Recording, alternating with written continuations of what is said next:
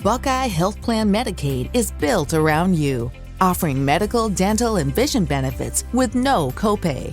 Members get free rides to healthcare visits, pharmacies, and social services. Buckeye rewards you for making healthy choices. You can earn $75 in rewards for well checks. Pregnant moms can earn up to $350 in rewards for taking steps to have a healthy baby. Visit ChooseBuckeye.com for Medicaid built around you. Tired of long waits and rushed care at the ER and urgent care clinic?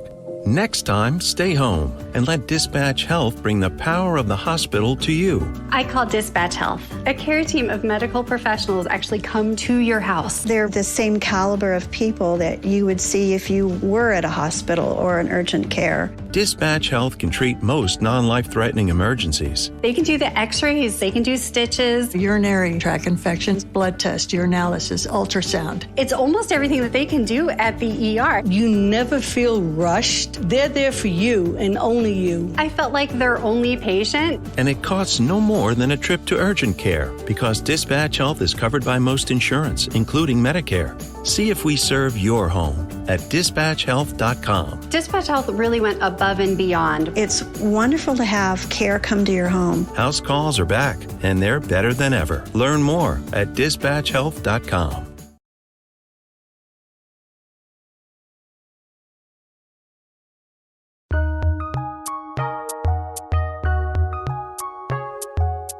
Welcome to the Fantasy NBA Today podcast.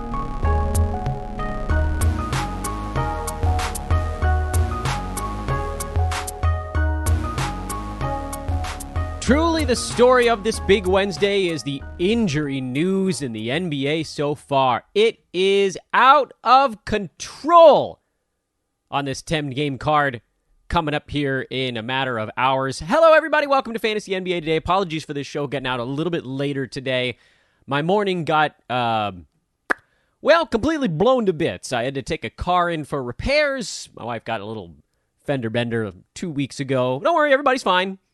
But it did eat a fat chunk out of my morning waiting for a rental car company to ultimately not actually remember to pick me up from the repair place. I was going to walk it, and then one of the folks at the repair shop was kind enough to drive me over there. Anyway, long story short, my day got started like a good almost 2 hours later than I was hoping for, which is a little dumb because I knew it was going to take up some time. So maybe I should say got started like an hour later than I was hoping, and then everything just got pushed back and back and back, and now here we are doing a show on what happened last night in the middle of the day the following day. Not what I want to do on a moment-to-moment basis. So again, apologies for the late release on this thing. Let's just dive straight into it with, again, hello, a thank you for listening. And I am Dan Vespris, by the way. I'm at Dan Vespris on Twitter. I mean, at this point, like, I know that Twitter is undergoing a lot of really weird changes, but it does continue to be the fastest way for you guys to get basketball and fantasy news. And so I would say you pretty much have to be on there if you want to win your fantasy league. It's a must at this point. Sign up for an account, leave your profile picture an egg, I don't care, and just make sure you follow like the 7 or 8 things that can get you information really quick. It's easy as that. Yesterday, it was a short Tuesday card, but there actually was some stuff that went on, and that allows us to do a little bit of a deeper dive than usual on a few of these ball games. I think one of them in particular was really not at all interesting, but the other 4 all had stuff of some kind. So let's start with the first one. New Orleans beat Memphis 113-102. Desmond Bane, that was the news from yesterday, out for a couple of weeks, dealing with a foot sprain. It sucks. I mean, that's the short version. John Conchar is the big winner in the who gets more minutes camp, but he is an intensely low-usage basketball player, which makes it kind of hard to feel for any fantasy upside. I like his game. He's going to rebound well from a shooting guard spot. That's really cool and super helpful for them. He will sort of find his way into a couple of assists because he's got guys around him that are going to score quickly. He'll hit a three-pointer, but it's hard to say he's going to do enough every single night to make him a 12-teamer. I mean, the big reason that he was listed as one of the better lines last night was because he shot 4 of 6 from the field. If his field goal percent wasn't a net positive yesterday, his line kind of wasn't really a net positive yesterday. So I love Konchar. I don't love him as a 12-team ad. I just think he's like a really useful basketball player. He's on my 30-deep team, and this is extremely helpful for that. But for our purposes, most of what we talk about on this show is kind of 9-cat, 12-team. If you try to talk about every format, you just get, every show will be 3.5 hours long. I can't do that. That's, I'll go do a baseball broadcast instead, do a whole damn ball game. So probably don't need to add Konchar in 12-teamers. It's close. I think the word I use on social, he's going to kind of nuzzle up against 12-team value in some of these games without Bane. And then other ones he's going to have, 4 points and 7 rebounds with a steal. And you're like, what am I doing here? So close. We'll call it very, very close. The bigger, if you can believe it, story on that Memphis side is that JJJ made his season debut just 4 weeks into the year. This is a timeline that I think blows everybody away. Even the most optimistic folks probably didn't have him back 4 weeks into the season. So this is a huge win for a guy who was getting drafted later than 90. Once he gets up to game speed, we know he's a top 40 per game guy. This may be one of those weird little injury draft guys that does pan out, although we'll see. If anything else creeps up, they're going to be giving him rest days. Let's keep a close watch on this, but him coming back this soon is a colossal surprise. He had 5 blocks his first game back. That's pretty sweet. Obviously missed a ton of shots. There's a truckload of rust that's going to take some time. This is his preseason, so think about these next 2 weeks for JJJ, kind of like we talked about with Klay Thompson, Colin Sexton, Jamal Murray, these guys at the beginning of this year, where they were playing their preseason during the actual basketball campaign. So if you're evaluating JJJ, evaluate him on December 1st, not right now. If you waited this long, this is going to be the same guy coming back from injury phenomenon. There's a very real chance that his games for the next 2 weeks are extremely inconsistent and weird. Now, 5-block night covers up a lot of disastrous stuff. So I think people that got him back and plugged him into their lineups are like, phew, like he saved us. If he has some bad ball games, folks that drafted him might start to look at it and think, oh no, like what's this going to be? It's a very, very narrow needle threading window. But if you see him have 2 or 3 bad games in a row, you can try to pry him loose for, you'll see what it is. Like, if he has some bad ball games, maybe you go lob an 85 range guy out there. Again, 5% chance on this thing. It's not a likely scenario, but you just never know. On the New Orleans side, Larry Nance Jr. was wonderful again. He has been positively stomping after a very slow start to the year. He is not slow anymore, man. Larry Nance is number 81 per game on the season. That's despite a start of the year where he was mostly irrelevant. Last 3 weeks, so last 10 ball games, he's number 55 in 9-cat. Stud with rest of season appeal. He's carved out a really nice place for himself on that club as a floor spacing big man who can defend in a way that JV can't. Is every game for Jonas Valanciunas going to be this bad? No, JV played 14 minutes. Oftentimes it's going to be a little more. Memphis is just running him off the court. Brandon Clark was running JV off the court, so they had to go to a smaller lineup. But we're seeing it. Nance is a big part of what the Pelicans are doing this year. He needs to be rostered in basically every format you can think of, outside of extremely shallow leagues. We'll throw that little caveat in there. And yeah, Zion being out didn't hurt Nance, but he's been great regardless. Zion being out helped Trey Murphy because he got the start, and when he starts, he's a fantasy start. 3 threes, a steal, and a block. Rebounds and the assists were not where you'd want them to be, but look, you take 3 threes, a steal, and a block, almost regardless of what else goes on for a particular player on a given night. Zion is not a super fast healer. He already got ruled out for tonight's ball game. Buckeye Health Plan Medicaid is built around you, offering medical, dental, and vision benefits with no copay. Members get free rides to healthcare visits, pharmacies, and social services. Buckeye rewards you for making healthy choices. You can earn $75 in rewards for well checks. Pregnant moms can earn up to $350 in rewards for taking steps to have a healthy baby. Visit ChooseBuckeye.com for Medicaid built around you. Get ready, Ohio. FanDuel, America's #1 sportsbook, is coming to the Buckeye State. And to kick things off, you can get started with $100 in free bets as an early sign-up bonus.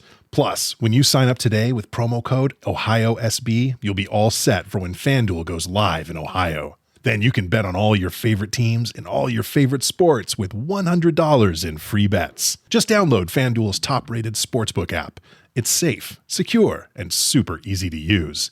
Ohio, this is your chance to get in on the action. Join today with promo code OhioSB.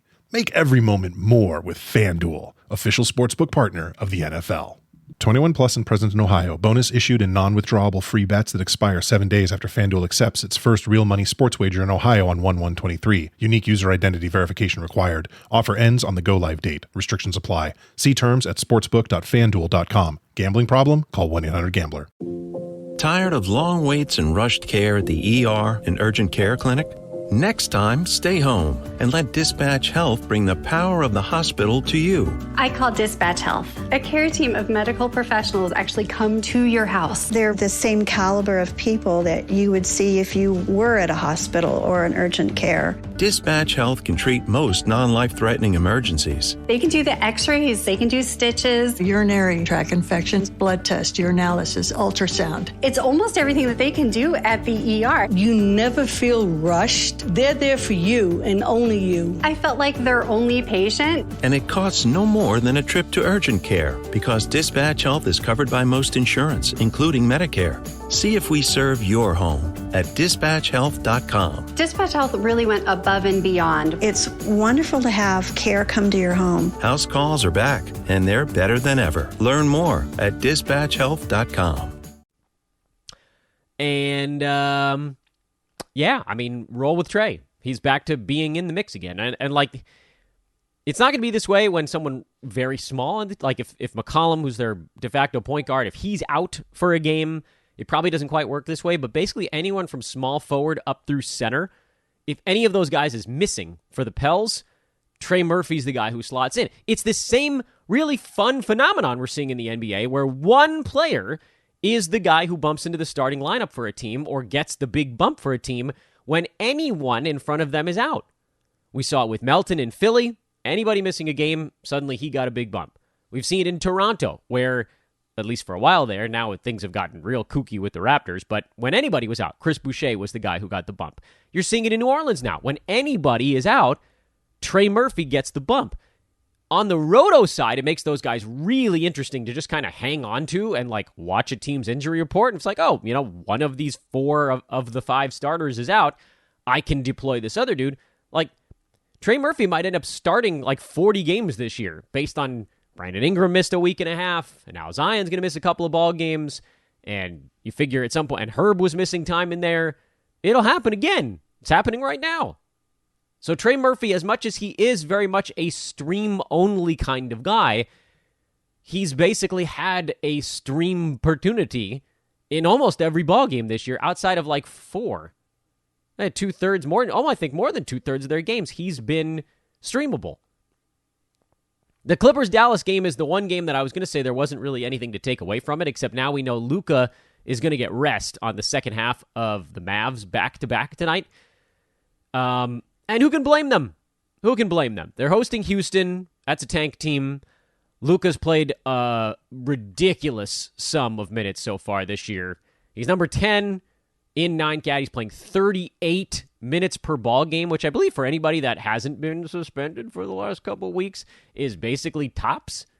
The only guys ahead of him are Donovan Mitchell, who hasn't played in about a third of his team games, and Darius Garland, who missed half of his games as well. So they have this inflated number from overtime game or just, being extraordinarily well-rested. Luka's basically the league leader in minutes per game at this point.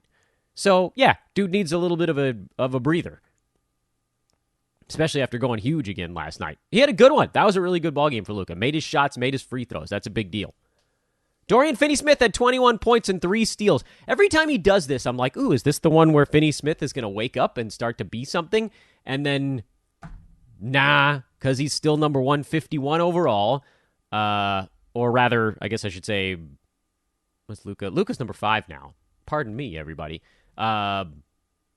Dorian is 156, so there really has been almost no change full season versus last couple of weeks. I need to see it a few times.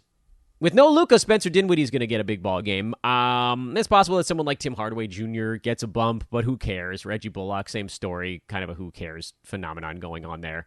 And no change for the Clippers. Nick Batum hit 7 out of 7 3-pointers.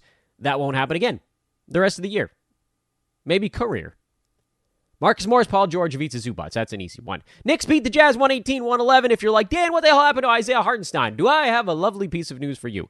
Dude played 4 minutes in the first half. He picked up 3 fouls in 4 minutes and 20 seconds or so. So the fact that he actually played like 18 second half minutes was kind of a positive. He was part of a Knicks units that were winning their time on the floor. That's a big deal. I know his game wasn't great here. 2 points, 9 rebounds, a steal, and a block, but kind of salvaging that one. And just keep rolling with it. Everything's okay. Tom Thibodeau has been mixing and matching a little bit, trying to just find the right pieces. Because like RJ Barrett was terrible in this one. Julius Randle was terrible in this one. He's kind of been terrible for a year plus. Jalen Brunson was much better. I mean, the offseason acquisition, you can't fault that. Brunson's been good, but like Emmanuel Quickley and Obi Toppin were much better than the guys playing in front of them. Whatever. Mike Conley, 10 points, 7 assists, 4 steals for Conley. That'll help elevate him a little bit. He had fallen to like 104. Now he's back up to 90. He's been bouncing between 75 and 105 pretty much all season long, I think. Either way, it's a really nice value. Kelly Olynyk, 27 and 11. He moves back inside the top 90. He's into the 80s now. Lauri Markkanen, slowing a tad. I mean, we kind of figured this was going to happen. Dude wasn't going to be able to keep up that clip all year. He's at 26 now. Lauri's still going to be a top 50 guy this year. Your window to sell him for like a top 30 is probably gone. You could still potentially go top 40 if you think that's worth it. I don't know that there's much profit there. Jared Vanderbilt, only 24 minutes. He's been frustrating lately. Colin Sexton has been very frustrating lately. Like, we've gone down the Colin Sexton rabbit hole a couple times on this podcast, and I'll say the same thing again. I ended up with him on one team and one team only. I don't even really know how it happened. He wasn't someone we talked about targeting during fantasy drafts, and for many years I've told you guys that Sexton was a guy getting overdrafted because he scored a lot. At the same time, if you drafted him, again, I had him on one team, you kind of had to wait this thing out to see what his gig was going to be. Then, the Jazz got off to a good start. Sexton is healthy enough now to play a full complement of minutes, but you're not seeing guys resting on back-to-backs every single time anymore. You're actually just seeing that team go out there and play, and so if Sexton isn't good in a given ball game, he's not going to play. He was at almost team worst, minus 17 in a game they lost by 7, so he just got yanked because it wasn't working. Does he need to be held? I think the answer now is no. He does not. His minutes are not guaranteed. Even when he gets them, he's more like a 125 range guy because, like we've said before, he's mostly scoring. He profiles more as a stream option than someone you need to have on your team the whole way through. Malik Beasley at 3 more 3-pointers. He was fine. I said it on yesterday, 2 days ago on the pod. He's a stream level guy also. You guys can stop yelling at me about this stuff on Twitter. You're not going to change my opinion. We know what Malik Beasley is. He's a 3-point streamer when he's hot. Sacramento blitzed the Nets. They put up a $153. Holy moly. Somehow Kevin Durant was still good, even in a game where his team was just getting annihilated. It's not as though like his personal play was helping him much. He was a minus 31 for the ball game, but KD was good enough. Good enough. He didn't really lose any ground on the other guys. He's still number 3 per game in 9-cat. And thanks to the fact that he hasn't missed a game yet, he's actually number 1 in the NBA by totals so far. How about them apples? Them apples are okay. On the Kings side, Terrence Davis got hot and then got all kinds of delicious garbage time. He put up 31 points, 9 boards, 4 assists, 3 steals, and 1 block. Keegan Murray left this game early with a back injury, which kind of opened up run for whichever Kings bench guy got really, really hot. And the answer in this one was Davis. It might be Malik Monk in the next one. It might be Davion Mitchell in the next one. It might even be someone like Trey Lyles if they go a little bit bigger in the next one. We don't even know if Keegan Murray's going to miss a ball game yet. So while I completely, I sympathize with those of you that are like, should we at least look at Terrence Davis for the Kings' next ball game? The answer is, yeah, you should look at him, but he's not going to lead the team in shots in a competitive basketball game. This game was not a competitive one. He's not going to shoot 75% in those. He's not going to make 7 3-pointers. I mean, this is a guy who, like we saw it for stretches last year, he pretty much needs to be the one guy left on the court to make that fantasy impact. I like a lot of what the Kings are doing. You cannot argue with that claim because that was the biggest over wager we made on season win total bets back in August on this show. That was the one I kept yelling about. Kings over. Walton's gone. Kings over. So a lot of what they're doing is good. They're playing fast. They're going to put up big fantasy numbers. That does make it a little easier for someone like a Davis or a Monk to do kind of just enough. But on a night-to-night basis, can you trust it? I don't believe so.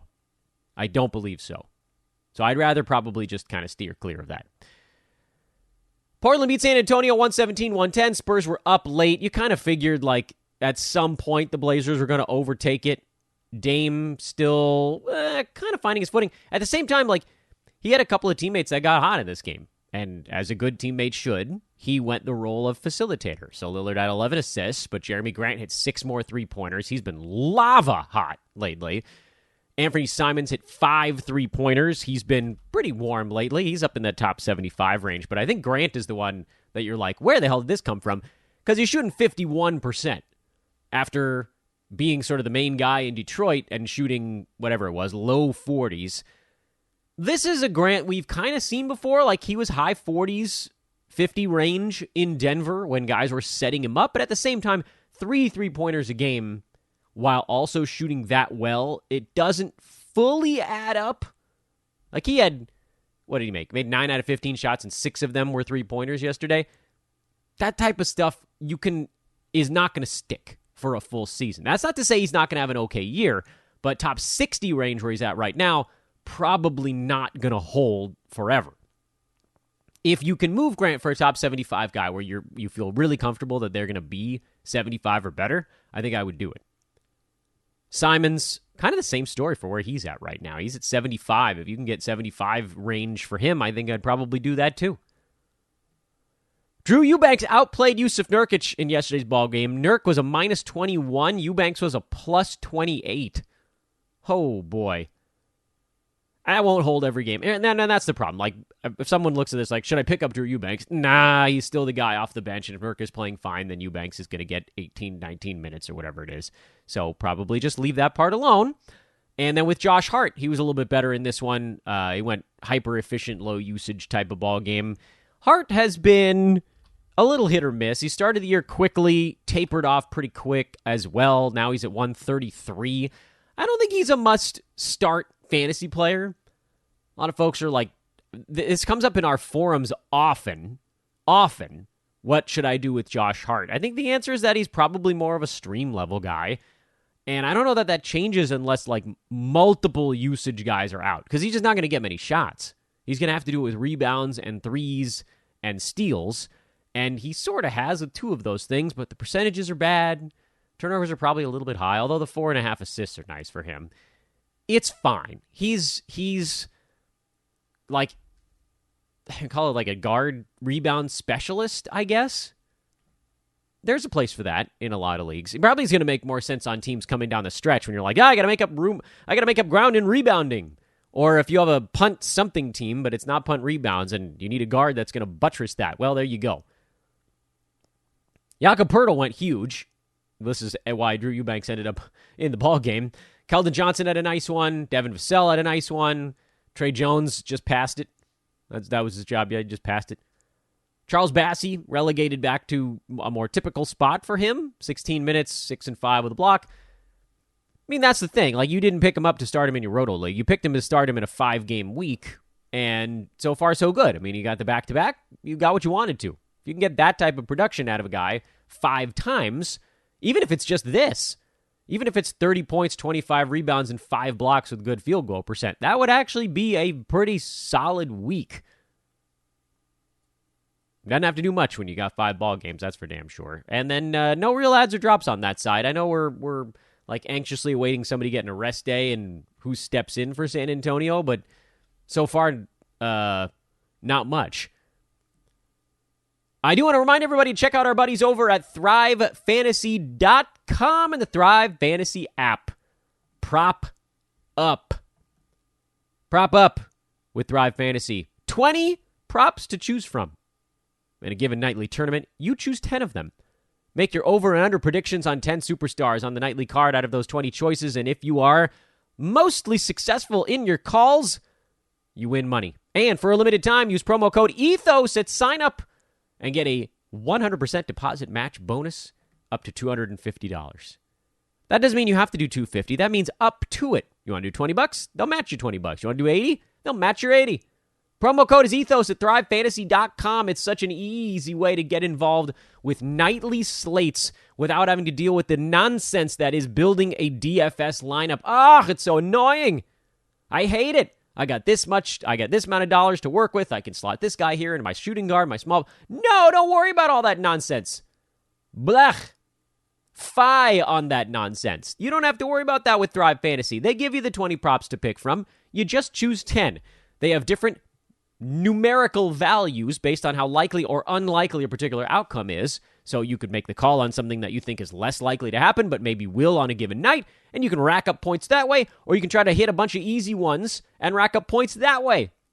ThriveFantasy.com. The promo code ETHOS. Get that deposit match bonus while it exists. ThriveFantasy.com and the Thrive Fantasy app. Check them out today. And I don't want to call this a sidebar because I actually think this is an important discussion to have right now. I want to remind all of you, and this is my rant. I don't know why I saved the rant for later in the podcast today. The rant today is not necessarily about how many injuries there are in the NBA right now. My rant is about how we as fantasy players react to it. This is what I talked about during the big Omicron surge in December last year. So I'm recycling a rant. If you were with us listening to this podcast around the Omicron rant last year, you can probably guess where I'm going with this. Can you? You guys have a pretty good feel for it so far? Okay. So where I'm going with this is stop whining, pay closer attention. I said it on a pod earlier this week. I've said it on social media a couple of times. The number of injuries in the NBA, COVID or otherwise, mostly otherwise this year so far. Still, we really don't know what the December, January months may bring. Let's hope not quite as bad, but I'm going to go down that path. I'm crossing my fingers, hoping.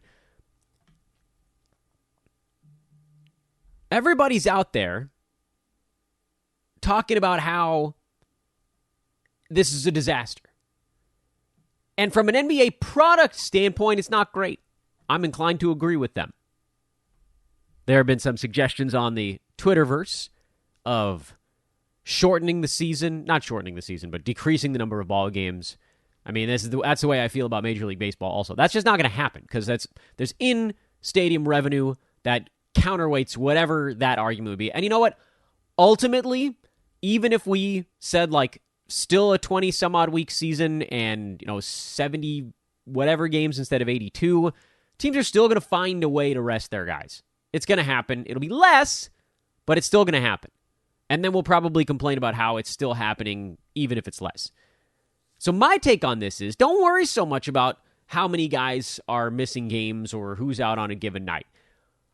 In the end, it does tend to balance out, sort of. Some guys are going to be a little bit more hurt than others. Some guys are going to be a little less hurt than others. So far this year, Like, if you look at the players, like James Harden missing a month early in the season, he's going to be someone who appears far more hurt than everybody else, and then you hope that he's mostly healthy and it can kind of level off a little bit. The main point here is, if you don't worry so much on the day-to-day, and I realize this is easier said than done on the head-to-head side, because you're like, crap, if I have a bad week, then I lose 8-1 or 7-2, and I'm way behind the 8 ball. It's easier to handle this in Roto. Yet another, I think, reason why folks should be considering a Roto league, because, an injury on a given day or week doesn't really bludgeon you. But just pay close attention, and you can stream your way to all kinds of extra wins. Yes, the law of averages does not state that you and your opponent on a head-to-head week, in any given week, are going to have the same number of guys out. That's true. Over the course of an entire season, however, you and the other teams in your league are going to miss, on average, closer to the same number of games, percentage-wise, than on a given week. Like, if you have 4 guys out on one week and your opponent only has 1, you're going to get crushed. But at some point down the line, you're probably only going to have 1 guy out, and your opponent's going to have 3 guys out. Or 4 guys out. Whatever just flip it, make it the opposite. The way we can use this to our advantage is by understanding that a lot of people get fed up with it and tune it out. And they throw their arms in the air and they say, the hell with it. Like, it's not going to matter anyway. My team is half dead. I'm just cooked. It is in those moments, and when your team is fully healthy, that's great. It can stream a little bit. You probably don't need to pay quite as close attention. I would argue you still should a little. But when your team is beat up, that's when you really need to hunker down. Frankly, all of the time. You know what? Screw that last statement. All of the time you need to be hunkered down. Because every single night in the NBA right now, thanks to all of these injuries, we have 3, 4, 5 really good streaming options. Here, just as an example, we got a 10-game Wednesday coming up right now. That almost makes it too easy. It's like, what's the point? But looking back at yesterday, you had Trey Murphy as a streamer for New Orleans. That was a pretty easy decision to make. I don't know if you want to call Hartenstein that, although I think he's startable even when Mitchell Robinson is around. Well, Nurk was back for Portland, so that one pulled off the board. I guess yesterday maybe 2-ish. What about tonight? How many streamers do you think we got out there coming up this evening? Orlando. Paolo's already been ruled out. So Chuma Okeke, put him on the board. Miami. Tyler Hero's out. Max Strus is on the board. Toronto. Half the team is out. Chris Boucher and Thad Young probably on the board. Boston. Marcus Smart and Malcolm Brogdon are out. Derek White is on the board. New Orleans is back. Trey Murphy's again on the board. Cleveland and Milwaukee might have a bunch of guys out, so we're going to just say 0 for now, but they might have 1 or 2 players on the board also. Phoenix, if Chris Paul is out, put Cam Payne on the board. Denver, Nikola Jokic is in protocols. I didn't even mention that on the podcast, mostly because I'm just going to watch this game and see what they do. My guess is they'll go smaller, like you can't play DeAndre Jordan for big minutes or you're just going to, you're going to get smoked. But there's a possibility that something happens in Denver where they got to go to a slightly smaller lineup and maybe someone emerges there. You might have as many as 8 or 9. And when I say streamers, these are the super stream guys. These are the ones that see their value jump from outside the top 100 to inside of it. And for some of them, well inside of it. Like Murphy, Payne, Boucher. These are guys that they can jump towards top 60, top 70 when the guy in front of them is not playing. Or for Trey Murphy, it's any one of the guys in front of him are not playing. Everybody's out there. Yeah, I get it. You can bitch and moan about your team. It sucks if you have Paolo and he's out. It sucks if you have any of the Raptors right now and they're out. Or if you have Jokic or Chris Paul, which I do on a lot of teams. That's a huge pain in the butt. If you have Tyler Hero, it sucks.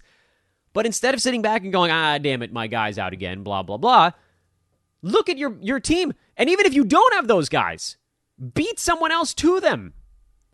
Go get these streamers. You can build a fantasy team right now of these guys. Who needs the last 4 or 5 rounds of your fantasy draft anymore? I'm in a couple of Yahoo Pro leagues where, I can't pick up these top 75 level streamers because I already have too many of them. Now, admittedly, those leagues are 10 start, 3 bench, 3 IL. So, like 13, technically a 13-player roster. That's a 12-teamer that plays relatively shallow.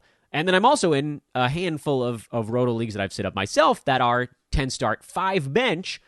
And even those, I can't pick up all the guys I want to pick up. Marvin Bagley is another one who, and Detroit's not even playing tonight, but like they're all over the board. They're everywhere. There's no excuse to not have these guys going. Now, on the roto side, you might just run out of damn space. On the head-to-head side, you can literally rotate between them. You can go 3-4 streamer slots deep with guys who have good schedules in a given week. You can get a 4-game week out of a top 75 replacement guy. If you have some injuries on your team, go this route. Even if you don't, try to smash your opponent into submission. An 8-1 win is still better. Like, I think this is a weird one to conquer in our minds. A lot of times, I can say to you, hey, it's better to lose 6-3 than 8-1. And you're like, oh yeah, that's true. Like, minimize your losses. I don't fall as far back. Guess what? Winning 8-1 versus 6-3, same difference. 7-2 versus 5-4, same difference. You got to think about it from games gained by how hard you're working the wire. So get in there. Don't worry about how many guys are hurt right now. You might have some of them. You might not. Take advantage of it. Pile up the wins on the head-to-head side. This is an opportunity to pile up wins and minimize losses, whether you're someone who's getting hit by injuries right now or someone who's not. So minimize the losses if you're getting hurt. If you're not, just destroy everybody else. It'll pay off later. And on the roto side, it allows you to be even more kind of judicious in how you deploy your games played. I'll throw a thank you here at the end of the podcast to our buddies at Manscaped.com. Promo code there is Ethos20. And over at ExpressVPN.com/hoopball if you want to get that extra 3 months on your 1-year membership. Again, check out ThriveFantasy.com. Open up a free account today. Use that promo code Ethos to make sure that when you make your first deposit, you get the deposit match. This is Fantasy NBA Today, a Sports Ethos presentation. I am at Dan Besbris. I'll be doing all this stream discussion over on social media over the course of the day. And hey, remember, BOGO at Sports Ethos. Go try out our Wager Pass. Those guys are crushing it, man. They won over 100 units as a unit last year. All tracked. Every play tracked in our Wager Pass division. Use BOGO at checkout. You get a second month free. On any, actually, membership. If you want to do Fantasy Pass, you can get in our Discord. We moved the question and answer section back into Discord as well. Premium subs. We also have the instant reaction threads in there. It's a good time, man. Discord's picking up. I'll see you guys over there. I'll see you guys on Twitter. I am Dan Besbris for Fantasy NBA Today. Until tomorrow. We got a big Wednesday to recap tomorrow, don't we? Oh, you know what? Maybe we're going live. Is tomorrow a live show? I'll talk to Brew. I'll let you guys know on the socials. Later, everybody.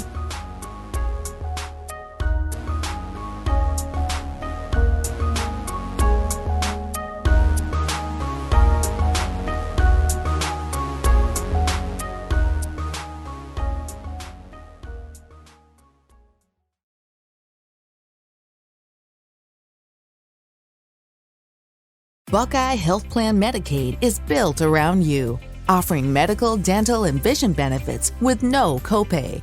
Members get free rides to healthcare visits, pharmacies, and social services. Buckeye rewards you for making healthy choices. You can earn $75 in rewards for well checks. Pregnant moms can earn up to $350 in rewards for taking steps to have a healthy baby.